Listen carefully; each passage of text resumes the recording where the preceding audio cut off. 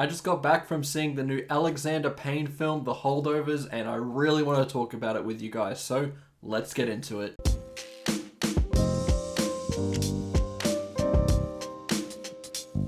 Just a quick thing to mention here. I'm a little bit ticked off about the release date for this film here in Australia. This was the opening night, January 11th, which is a very strange time to place this movie, which feels so Christmassy in its themes and just the whole vibe that it's going for. I think that this film would have been so much more impactful if I had seen it around that Christmas period. But for me, this is my first day back at work, January 11th, and it's not really the type of date that is ideal for this film. So just shame on these terrible Australian release dates. Please get them in check. Now, let's get into the film itself.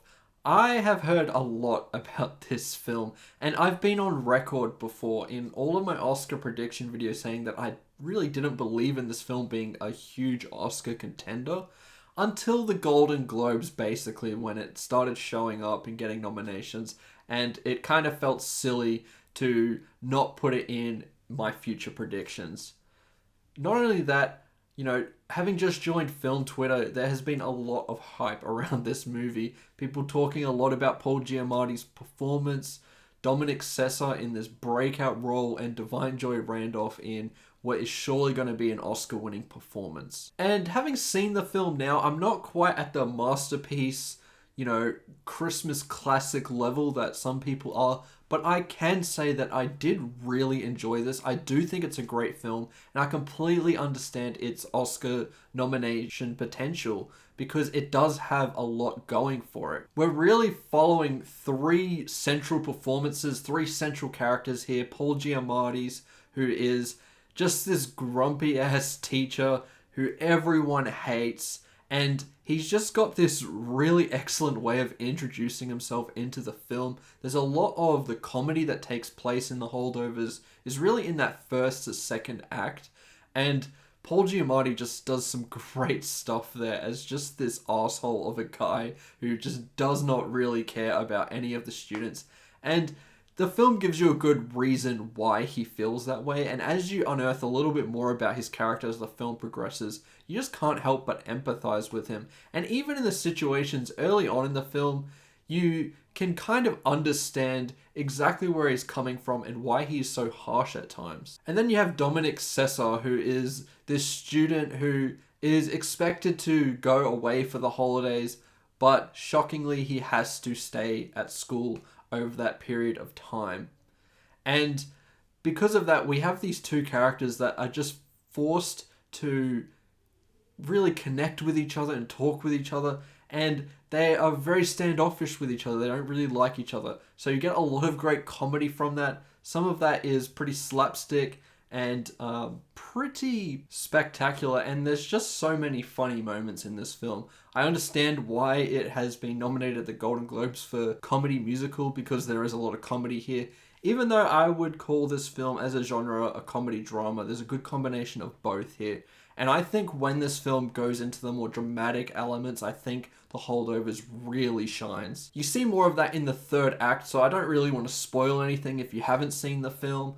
But I thought it really worked. I heard a lot of sniffles in the theater, and there were moments that you definitely feel something. And I have to say that it is a really great Christmas film. It just captures all of the feelings that you want to feel around Christmas. There's a lot of melancholy there, but then there's this nice cozy feeling you have while watching this film. It's really hard to describe, but I definitely felt it while watching The Holdovers, and I think that's just because of how warm this film can be at times. And I have to talk about Divine Joy Randolph because she's getting a lot of awards buzz, and I think she's excellent, and I think she is deserving of that awards buzz. I think she is an excellent piece to this film. She adds a lot. It's a very nuanced performance, I think, and she really shines here. I really was blown away by her performance. But to me, Paul Giamatti was the absolute standout. And maybe that's just because he had the most screen time. But he was just so effective. He could be funny when he needed to be. And he could be really dramatic when he needed to be. He was able to just fluidly evolve as a character and evolve his performance as the film progressed. And that is also another specialty of this film. It's screenplay. The way the film progresses, particularly, is very smooth and it feels so natural where these characters are going. There's nothing that feels forced. There's no scene that feels out of place here.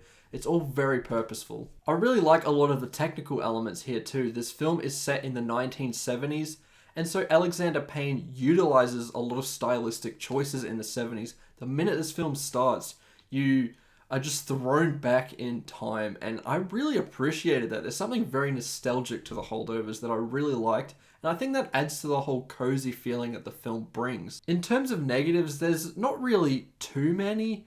It's just that when this wanted to hit the big emotional moments of the film, I wasn't a mess. I wasn't really fully crying, and I think that's because at times the pacing just didn't quite work for me. At points, it did feel like it was a little bit too long and there were too many endings to this film.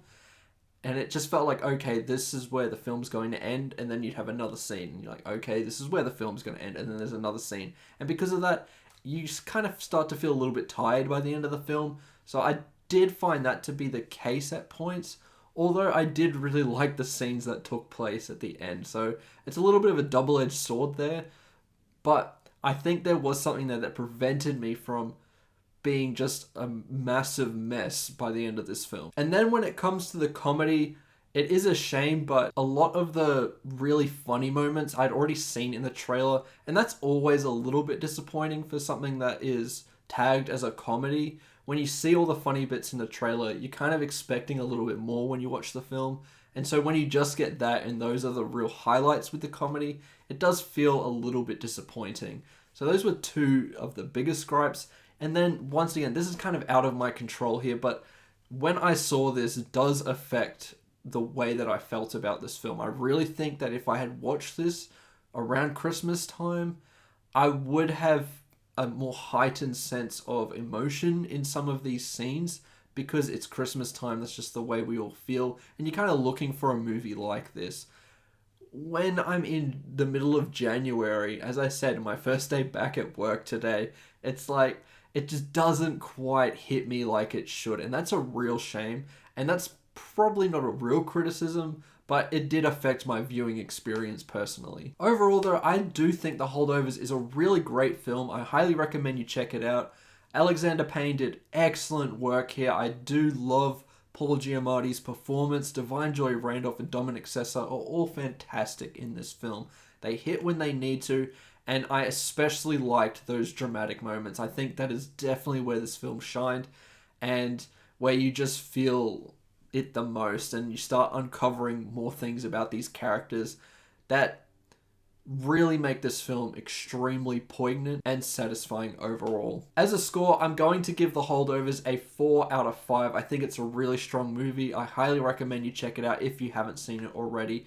And I think this could be a really great movie that you could watch, especially around Christmas time. And those are my thoughts towards The Holdovers. Let me know what you think about this film in the comments below. I know there's a lot of love for this film, so I just really want to hear what made you really enjoy this film. I think we're a little bit removed from the American release date and it going wide there. So I guess you can start talking about the film a little bit more in detail because so many people have seen it. I'm pretty late to the party here. But let me know what you think about The Holdovers in the comments below. I'd love to hear what you think. Remember to like and subscribe, and I'll see you in the next one. Goodbye.